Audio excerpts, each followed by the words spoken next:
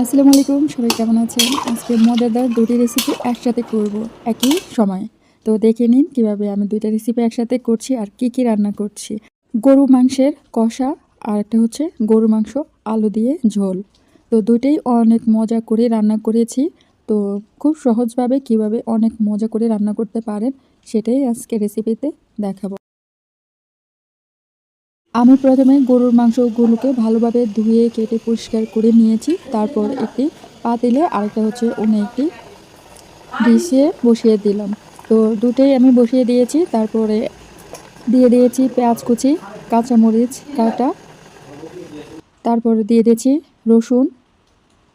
রসুন যেই পরিমাণে দিব আদাও সেই পরিমাণে দিব।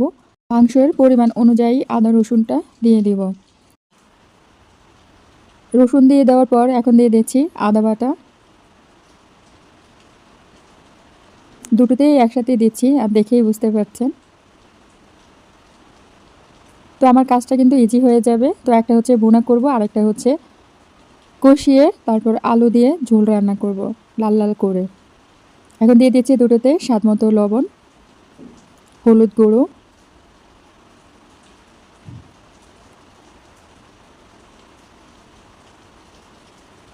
ধনিয়া জিরা গুঁড়ো,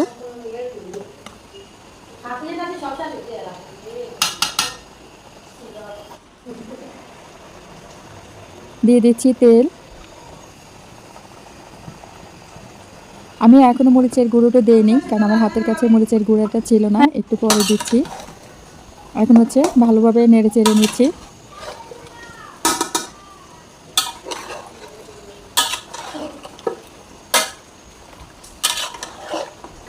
সুন্দরভাবে দুটোই ভালোভাবে নেড়ে চেড়ে নেব। আর আমি গরম মশলার মধ্যে নিয়েছি তেজপাতা, দারচিনি, এলাচ, কালো গোলমরিচ, জায়ফল, জয়ত্রী, এগুলো আমি গুঁড়ো করে তারপরে হচ্ছে দিয়ে দেব। এখন ভালোভাবে আগে কষিয়ে নিচ্ছি, নেড়ে ছেড়ে নিচ্ছি। তো এটাও হচ্ছে আমি নেড়ে নিচ্ছি, যেহেতু আমার এক হাতে মোবাইল তাই একটু নাড়তে কষ্ট হচ্ছে। তো আমি হচ্ছে ওইটাও নেড়ে নিয়েছি ক্যামেরার আড়ালে। তো দেখতেই পাচ্ছেন আমার কষানো অনেকটাই হয়ে গেছে। আমি এর মধ্যে মরিচ গুঁড়ো দিয়ে দিয়েছি, তারপর ভালোভাবে নেড়ে ছেড়ে নিয়েছি। তো দুটোতেই কিন্তু আমি মরিচ গুঁড়ো দিয়েছি।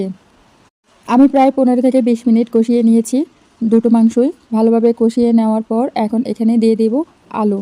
তারপর আলুর সাথেও ভালোভাবে কষিয়ে নেব। আমি কিন্তু ঝোলের পানি কোনোটাতেই দেইনি, মাংস থেকেই পানি উঠেছে আর ওই পানিতে এতক্ষণ ধরে কষিয়েছি। এখন মাংসের সাথে আলু ভালোভাবে আগে কষিয়ে নেব আরও 10-15 মিনিট সাথে সময় নিয়ে, তারপর হচ্ছে ঝোলের পানিটা দিব।